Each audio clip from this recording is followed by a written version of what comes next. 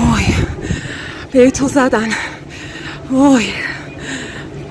Israel dilaporkan meluncurkan serangan preemptif atau tindakan yang diambil lebih awal untuk mencegah suatu ancaman terhadap Iran pada Sabtu 28 Februari. Hal tersebut tentunya mendorong kawasan Timur Tengah ke konfrontasi militer baru. Menteri Pertahanan Israel menyatakan bahwa serangan dilakukan untuk menetralkan ancaman terhadap negara tersebut. Dilaporkan ledakan terdengar di ibu kota Teheran pada hari yang sama, serta terjadi di dekat kantor pemimpin tertinggi Ayatollah Ali Khamenei. Serangan ini semakin meredupkan harapan untuk solusi diplomatik atas perselisihan nuklir Teheran yang telah berlangsung lama dengan negara-negara barat. Langkah militer terjadi setelah Israel dan Iran sebelumnya terlibat perang udara selama 12 hari pada Juni tahun 2025.